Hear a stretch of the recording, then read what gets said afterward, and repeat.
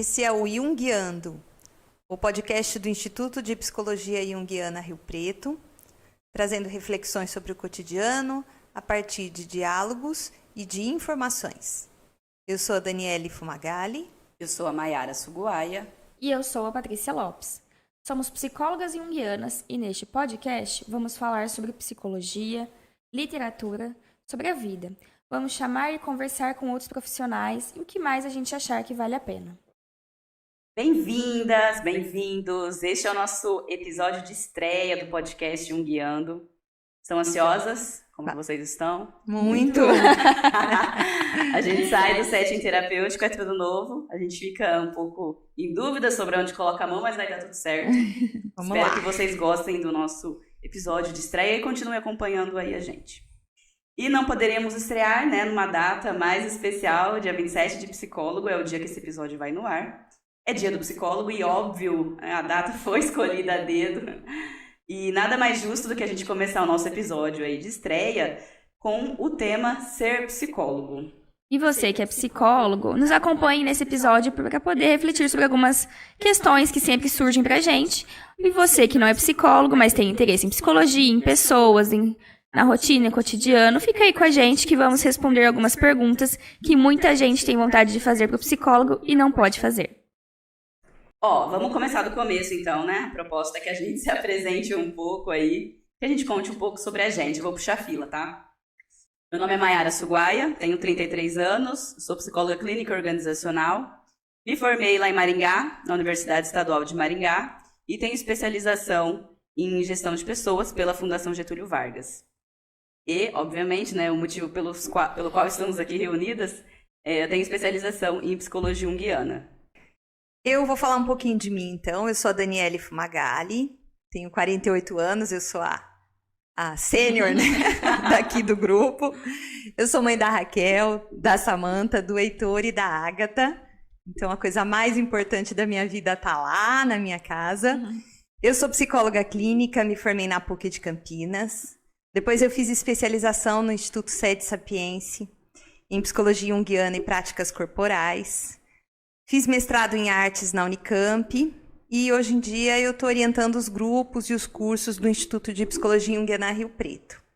Eu sou Patrícia Lopes da Silva, tenho 32 anos, sou psicóloga clínica, escolar e educacional, também sou mãe do Davi, de 1 ano e 10 meses, sou formada pela Unesp de Bauru com especialização em Psicologia do Desenvolvimento, atendimento a crianças e adolescentes, mestrado em educação e ambos foram pela Unicamp Campinas. Agora vamos conversar um pouquinho, então, por que a gente decidiu, então, ser psicóloga? Os motivos pelos quais chegamos até aqui, Quando eu penso em ser psicóloga, eu lembro que desde criança eu era... Sabe aquela criança que não pode ver um amiguinho excluidinho, que quer ajudar? Vivia com piolho porque eu queria brincar com as crianças que ficavam excluídas, que ninguém queria brincar, que sofriam bullying. Eu tenho muito essa memória, assim...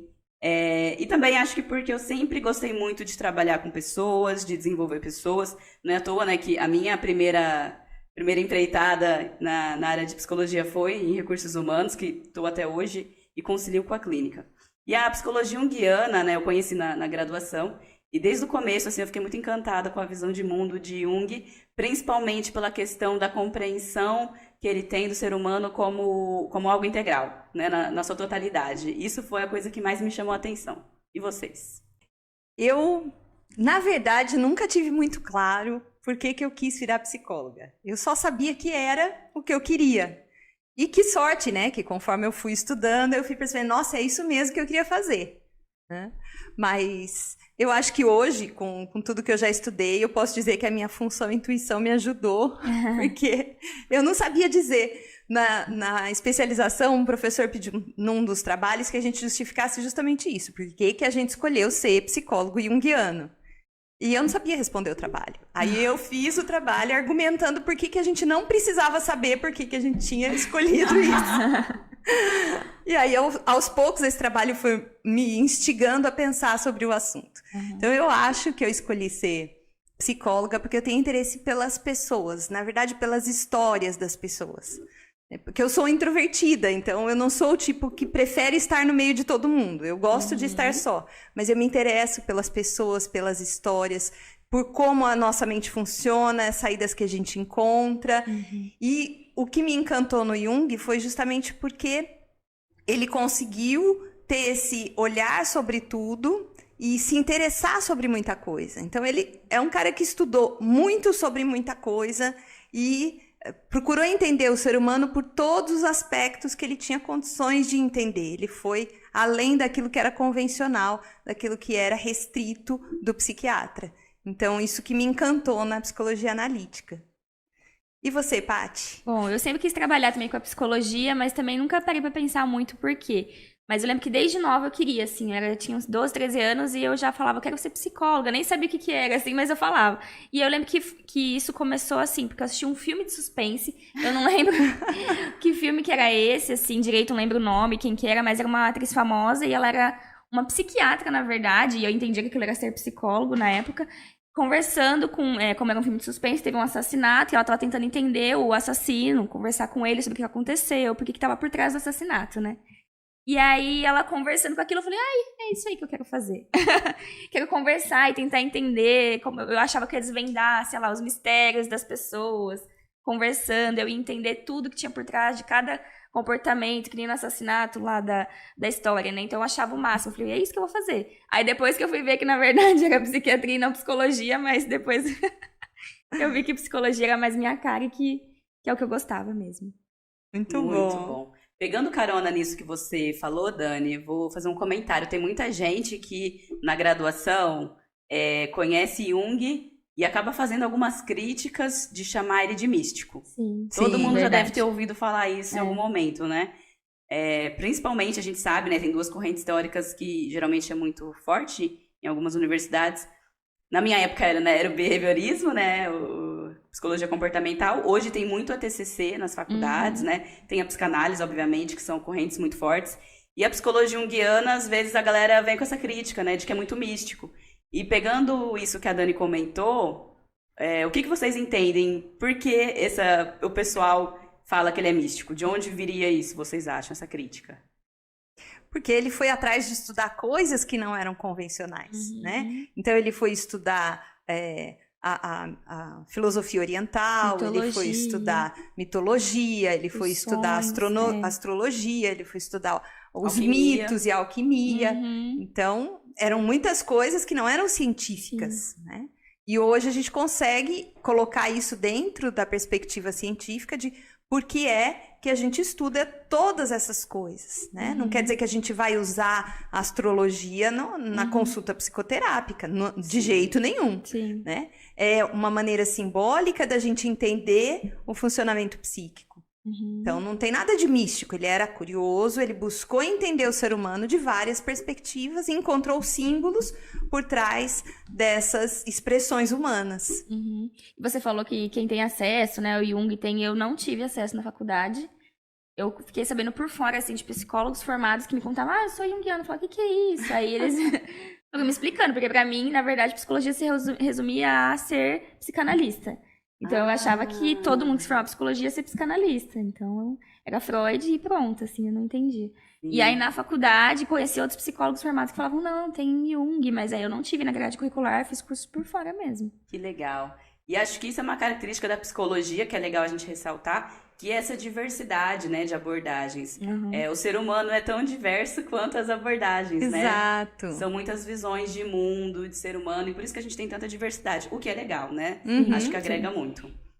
Bom, continuando aqui então, Dani, a gente falou, né, que é da Instituto Psicologia Junguiana Rio Preto. Você quer falar um pouco pra gente do que é esse instituto? Vamos lá, eu acho que é muito legal a gente falar disso, porque é um projeto que eu visualizei, que eu pensei, mas eu precisava de pessoas que abarcassem a ideia, que abraçassem a ideia, e encontrei a Patrícia, encontrei a Mayara, encontrei a Karina, que não está aqui hoje, mas que faz parte do nosso grupo, e pessoas que têm o mesmo interesse que eu em conhecer a psicologia junguiana e se aprofundar nela e estudar. Então, o foco principal do início do grupo de psicologia junguiana Rio Preto era estudar. Então, a gente montou grupo de estudos, a gente montou um curso livre para a gente estudar psicologia junguiana. E, aos poucos, a gente foi desenvolvendo e a gente foi ampliando um pouco o objetivo do Instituto, né? Então, hoje, o nosso objetivo é levar para as pessoas as condições para que elas consigam gerar transformações nas suas vidas, no meio que elas vivem, através de um olhar cuidadoso sobre si mesma e sobre o mundo. E como é que a gente pensa em fazer isso? Primeiro, levando psicoterapia de qualidade para o maior número de pessoas. Também propiciando reflexões nos mais diversos ambientes, em empresas, em instituições, para que os gestores, para que as pessoas que trabalham nessas empresas e nessas instituições consigam ter clareza do seu propósito de vida, assim também como possam encontrar uma maneira de se desenvolver nas suas funções e nas suas vidas. É claro que também o objetivo principal do Instituto é disseminar, né, e divulgar a psicologia junguiana. Inclusive, eu vou fazer um parênteses aqui, isso que a gente está falando, né, de divulgar a psicologia analítica junguiana. Começa por aí, né, vocês estão vendo o nome do nosso podcast aí, né, no Spotify. Jung, né? Sim, é Jung, não é Jung. Nem Yang. Nem Yang. O pessoal também fala muito Yang, então por isso que a gente está falando todo momento, né, Jungiando, porque é o psicólogo suíço Carl Gustav Jung. É isso aí, não vamos cometer mais esse erro. Bom, vamos então com algumas perguntas aí, né, pra gente poder começar a nossa reflexão. Dani, o que você considera aí... É a Mayara, né? Mayara, como que você me explicaria pra você? O que é um psicólogo? O que é um psicólogo, né? Vamos lá, então. Psicólogo é o profissional que vai estudar, pesquisar, analisar e tratar, né, os estados mentais do indivíduo, seu comportamento, interações consigo próprio, com o ambiente físico, com o ambiente social. Então, esse profissional que vai se ocupar do humano, né, do que é o ser humano, né? Psique é o estudo, psique então seria o estudo da alma, né? Psicologia é o estudo da alma. Uhum. E o Dani, para você, o que é psicoterapia? Bom, psicoterapia, então é um nome complicado, né? Uhum. Tanta gente tem dúvida. Psicoterapia é um tratamento psicológico, então é um tratamento feito a partir de várias abordagens, de várias técnicas, é o que a gente falou, né? Tem a psicologia junguiana, tem outras linhas como a psicanálise, a psicologia comportamental, as abordagens humanistas, tem várias, mas qualquer tratamento que tenha um cunho psicológico. Então, é um conjunto de trabalho entre o profissional, psicólogo e a pessoa que está buscando a terapia. É um trabalho em conjunto que eles vão realizar, na maioria das vezes, baseado apenas no diálogo. Mas existem abordagens e técnicas que vão trabalhar corporalmente também. Então, aí depende realmente da abordagem de cada psicólogo. E vamos lá. Uma outra pergunta que é muito comum. Paty, você já ouviu isso? Psicoterapia é o mesmo que terapia? Ah, com certeza. A gente escuta isso o tempo inteiro, né? E a gente às vezes até se embola pra responder, né? Como responder essa pergunta? Porque hoje em dia tem tanta terapia por aí, né? Que pois é. Até a gente se confunde um pouco. Mas terapia é um termo geral que a gente usa para poder falar sobre psicoterapia, sobre o tratamento. Então, psicoterapia é um tratamento feito pelo psicólogo, né? Então, só psicólogo poderia fazer psicoterapia, tá? A gente fala terapia porque é mais simples, mais fácil de acessar para todo mundo, né? Um termo mais comum de se falar.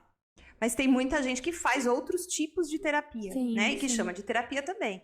Terapias holísticas, terapias com outras abordagens corporais, enfim. Que não é psicoterapia, porque não é feito pelo psicólogo. Sim. Tem a fisioterapia, né? Fisioterapia, que é uma terapia também. Sim. Bom, e para vocês, qual que é a diferença entre psicólogo e psiquiatra? Legal, vou responder essa então. Bom, primeiro, né, o psicólogo, basicamente é a pessoa que se forma em psicologia, e o psiquiatra, ele é o médico, né, então ele faz medicina, e ele vai fazer depois uma especialização, uma residência em psiquiatria, né. O psiquiatra, ele vai tratar os transtornos mentais sempre a partir da perspectiva médica, prescrevendo medicamentos. Então, ele vai apoiar a gente, na verdade, né? Em alguns processos, com alguns pacientes, a gente vai ter que ter o apoio do psiquiatra. Assim como o psiquiatra também vai precisar do nosso apoio. É um trabalho conjunto, né? Sempre um trabalho conjunto.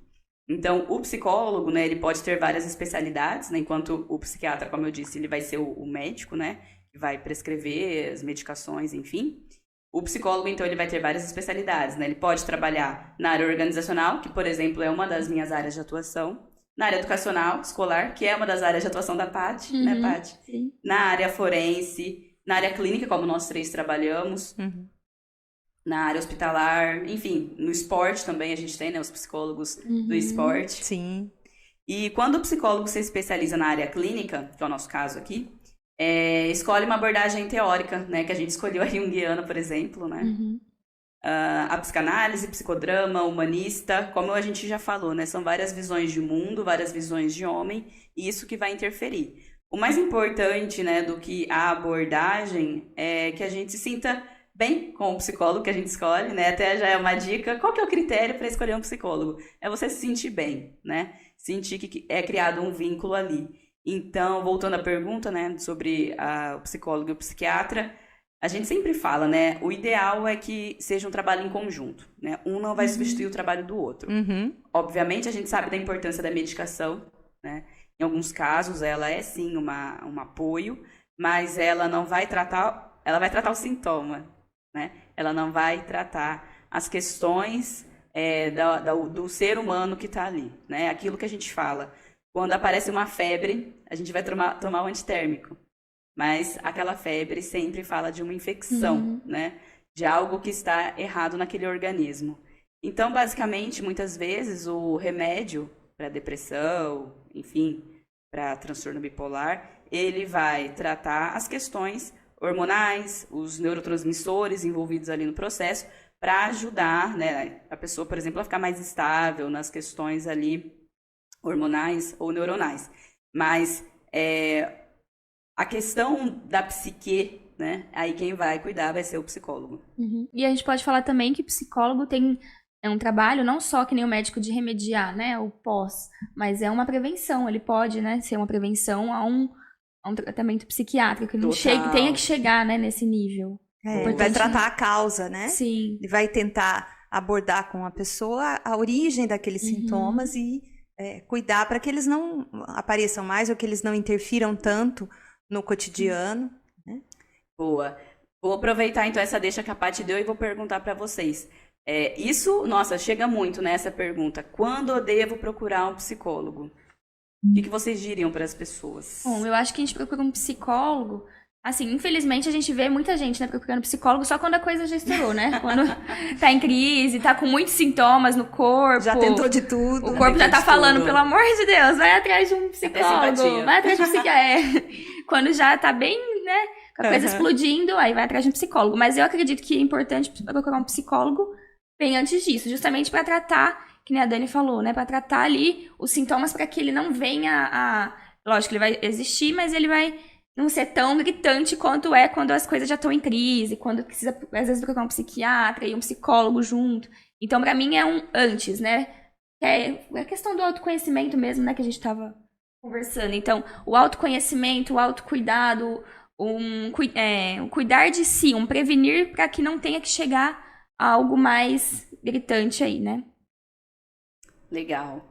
E a gente sempre procura um psicólogo quando a gente está em sofrimento, né? Então, no geral, quando que eu devo procurar um psicólogo? Quando eu estou sofrendo. Tem alguma coisa que está me fazendo mal, que está me fazendo me sentir mal e que eu não consigo identificar fisicamente. Às vezes eu até identifico fisicamente, mas que eu preciso tratar desse sofrimento, eu vou procurar um psicólogo. Mas é o que a Paty falou, não precisa esperar doer demais para ir atrás.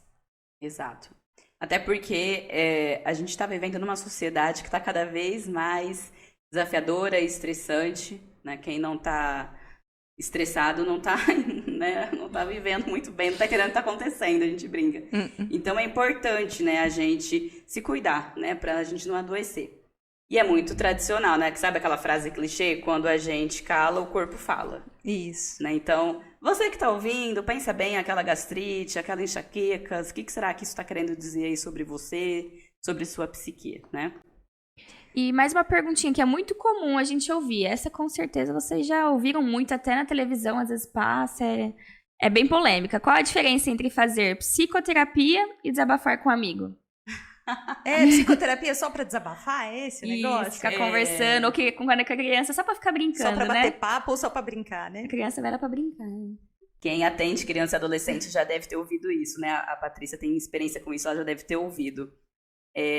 Eu atendi uma adolescente e ela comentou comigo que a mãe dela, quando ela pediu pra ir pra terapia, ela falou, poxa, mas você pode desabafar comigo? E aí ela foi, né, ainda bem que ela era uma adolescente que já sabia um pouco assim, sobre a psicologia, ela foi explicar que não é só desabafar, né?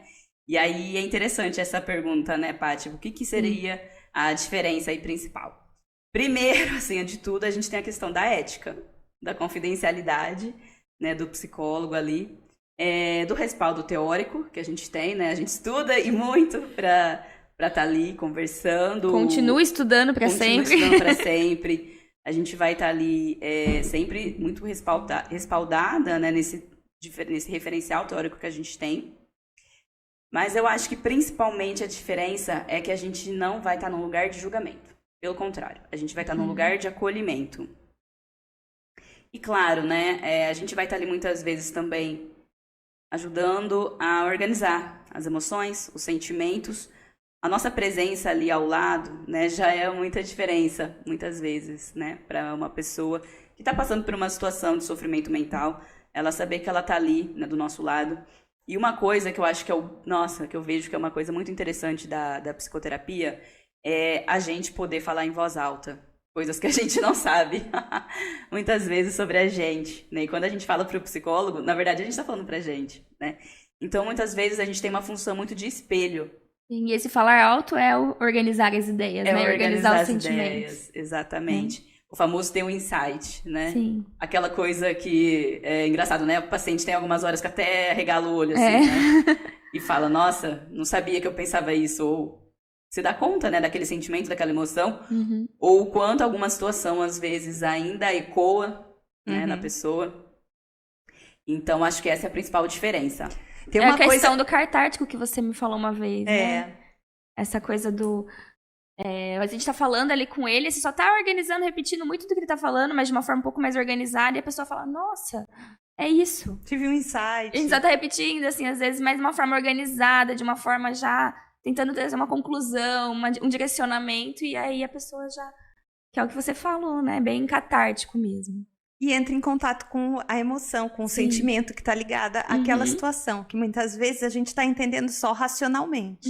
E durante a terapia a gente consegue entrar em contato com a emoção. Mas tem uma coisa muito importante que a gente precisa levar em conta, que o psicólogo, ele não vai julgar, ele vai acolher, mas não quer dizer que ele não vai fazer apontamentos difíceis, que ele não vai dizer aquilo que a gente não quer ouvir.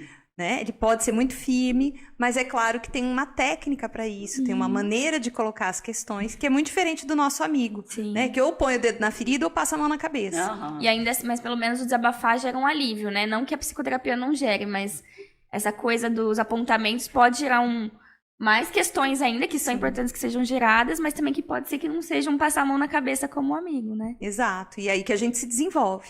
Exato. Sim. Muito legal. Se fosse para você resumir, Dani, como você traria pra gente aí a questão do que é ser psicólogo? Em primeiro lugar, o psicólogo é um ser humano. E o Jung tem uma frase muito legal que muita gente já ouviu e que a gente vai repetir. Então, quando você está diante de uma alma humana, seja apenas outra alma humana. Né? Conheça todas as técnicas. As pessoas têm no carro, né? No adesivo no carro. Pois é. E que faz todo sentido. Então, o psicólogo é um ser humano. Ele não tem poderes mágicos. Ele não está lendo você a hora que você entra no consultório, entendendo exatamente tudo o que acontece com você. Ele não tá sabendo o que vai acontecer na sua vida e não te contou, né? Muita gente já me falou isso em alguma situação. Nossa, eu acho que, de repente, você não tá me falando o que vai acontecer comigo. Você tá sabendo e não tá me falando. Não, a gente não sabe.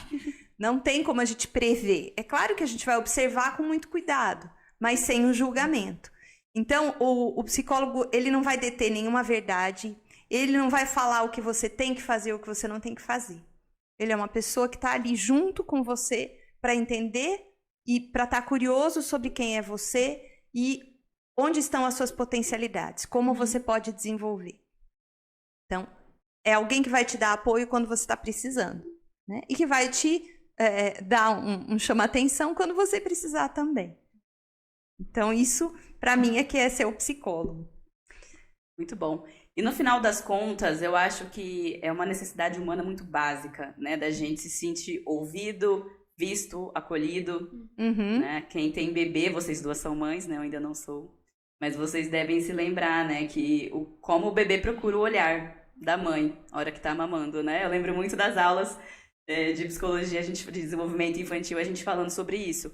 O quanto o bebê, né? A importância desse espelhamento, né? Para ele saber que ele existe. É a primeira forma dele saber que ele existe, né? O ego começa a formar a partir daí, né? E é uma informação mais para os psicólogos aí de plantão. Mas isso é uma necessidade humana básica. Ser visto, ser ouvido, ser acolhido. E é muito isso que a psicoterapia vai fazer, né? Que o psicólogo vai fazer. Vai ser essa pessoa que vai trazer esse acolhimento, essa escuta. E é uma forma de, entre aspas, bem entre aspas, de obrigar a pessoa a se ouvir, né? Eu acho que esse vai ser um grande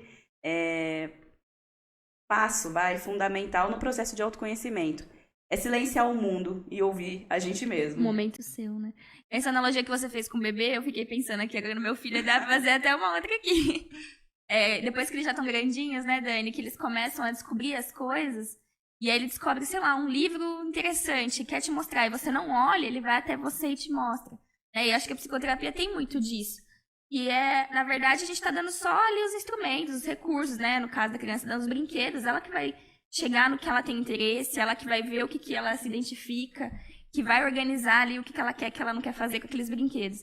E a gente tá ali só para dar um suporte, falar, olha só, tá vendo? E direcionando, mais seguindo, e que nem você falou, né? Dando uma... organizando, né, mesmo o pensamento, os sentimentos. É mais ou menos por aí também com a criança, né, Dani? É sim. Muito bom. Bom, eu queria então falar para você que está ouvindo a gente, falar com a gente. Nós vamos ter um canal aberto de comunicação e esse é o nome que a gente deu para esse canal, Inspiração da Maiara, Movimento Viva o Foco. Porque nós vamos pedir para vocês mandarem e-mails para a gente, porque o e-mail é um lugar onde você vai parar e pensar e escrever alguma coisa, né? E a gente não tem aqui a pretensão de estar dizendo uma verdade absoluta, é a nossa perspectiva, é informal, e a gente está dizendo a nossa maneira de enxergar a situação. Se você discorda da gente, se você tem alguma coisa para dizer a mais, se você quer refletir alguma coisa, se tem uma pergunta, manda um e-mail para a gente, que a gente vai fazer questão de responder. Então, no próximo podcast, a gente vai ler os e-mails que a gente recebeu, se a gente receber e-mails, já para o próximo. E a gente vai fazer questão de comentar e responder aquilo que vocês mandarem para a gente. O nosso e-mail é podcastjunguiando@gmail.com. Repetindo, é podcastjunguiando@gmail.com. Escrito tudo junto e junguiando com J, como a gente comentou. Explicando esse, né, que a Dani comentou do Movimento Viva o Foco, porque quando a gente estava decidindo o canal pelo qual vocês iriam conversar com a gente sabe que é mais rápido hoje, que todo mundo vai no Instagram, no direct e tal, mas a gente quis exatamente isso, né? Viva o foco, porque quando a gente vai escrever um e-mail, a gente tem que parar, elaborar e escrever, né? Então, a ideia é que a gente possa elaborar, digerir as coisas que vocês ouvirem aqui, para conseguir organizar as ideias e se comunicar aí com a gente. A gente vai adorar saber um pouquinho do que vocês estão ouvindo, pensando, com dúvidas, refletindo. Então, conversa aí com a gente também. Para finalizar, a gente vai ouvir agora um texto autoral aí da Daniele Fumagalli fez pra gente um texto muito bonito sobre ser psicólogo para trazer aqui de reflexão. E espero que vocês gostem e apreciem esse texto tão bonito que a Dani escreveu.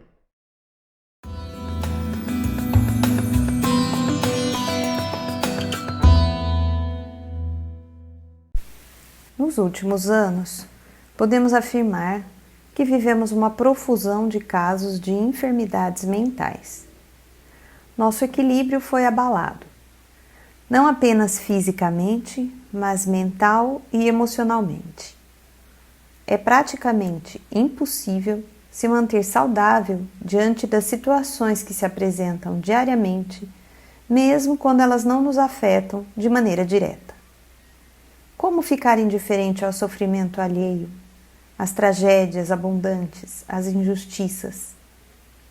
Isso falando apenas das questões que temos consciência. Além delas, também existem as questões que nos afetam de maneira subliminar, ou seja, sem que nós percebamos. A tensão no trabalho, a preocupação com alguém querido, a insegurança diante de algo, essas situações podem nos afetar sem que esteja claro para a gente. Como costumamos ouvir, do nada eu comecei a ter crises de ansiedade. Do nada eu tive uma crise de pânico. Do nada eu me sinto meio triste, desanimado. Do nada acordo no meio da noite e não consigo voltar a dormir. Será que é do nada?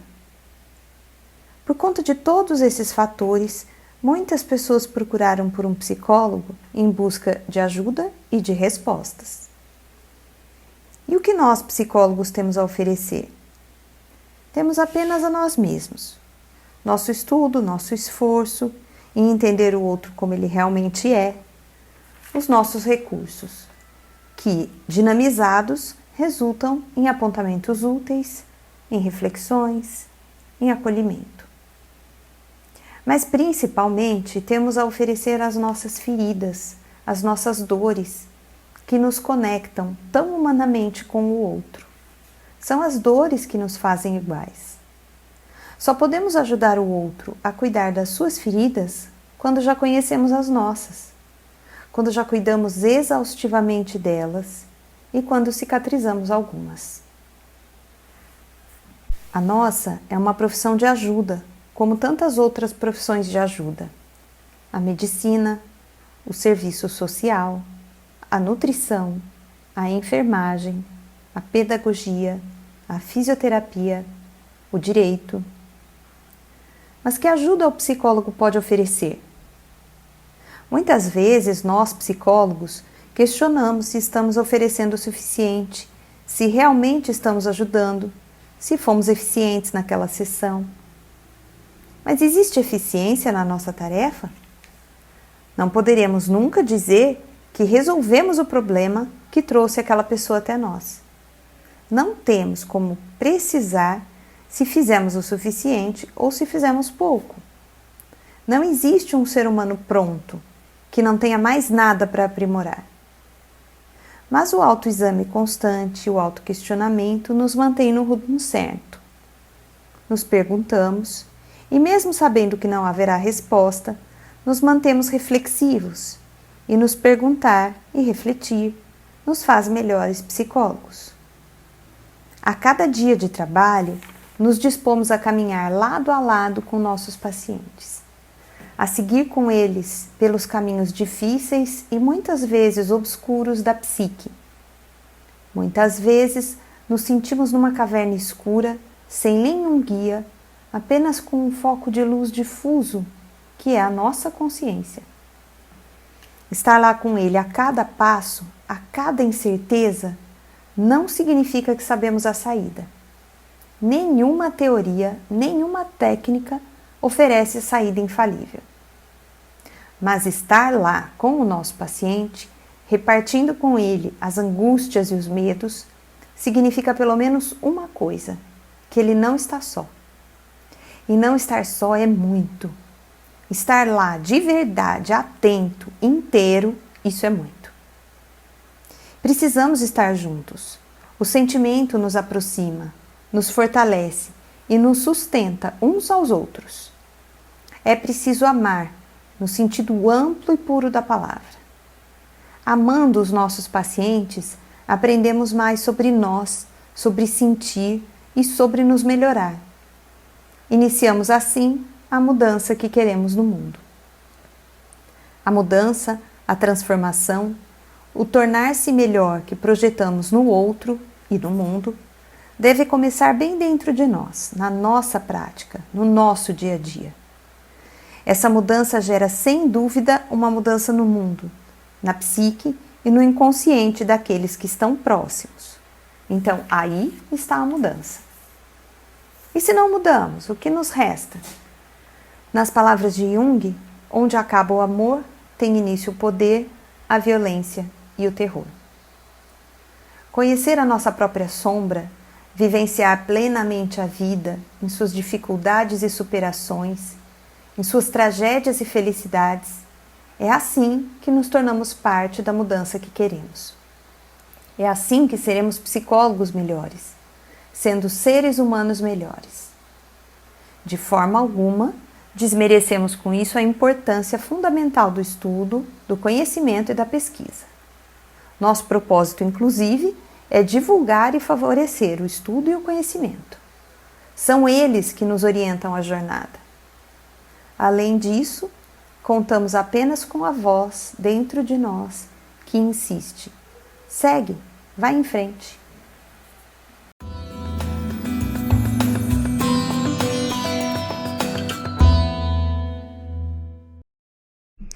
E a gente quer agradecer, então, todo mundo que ouviu o nosso podcast, as pessoas que nos acompanharam até o final, né? E é muito legal que a gente tenha a presença de todo mundo participando. Meninas, obrigada, adorei conversar com vocês. A gente vai melhorar, a gente promete que a gente vai ficar melhor nisso. E a gente, para o próximo podcast, a gente se encontra daqui a um mês, em que a gente vai colocar um outro tema para ser conversado, e a gente vai divulgar isso no Instagram, no Facebook, nas nossas mídias sociais. Então acompanhem que a gente vai colocar o nosso tema. Qual que é o Instagram, Dani, mesmo? O Instagram é Jungiana Rio Preto, né? @JungianaRioPreto. Para poder acompanhar, né, os próximos. Isso. Acompanha a gente lá. Jungiana, escreve, né? Igual aqui no nosso podcast mesmo. Jungiana Rio Preto. Sigam a gente, se quiserem entrar em contato, fiquem à vontade. A gente espera que vocês tenham gostado, acompanhado. Faço minhas as palavras da Dani. Foi nosso primeiro episódio, então é uma estreia pra gente também. Releva aí algumas coisas, né? E obrigada de acompanhar a gente. A gente quer muito que vocês acompanhem os próximos episódios dessa nova saga da Jungiana Rio Preto. Vamos tirar uma foto aqui de finalização. Então tá joia. Então a foto vai estar no Instagram, nós vamos colocar lá, quem quiser ver a nossa carinha na foto. E até a próxima. Muito obrigada, gente. Obrigada, gente. Obrigada, tchau, tchau.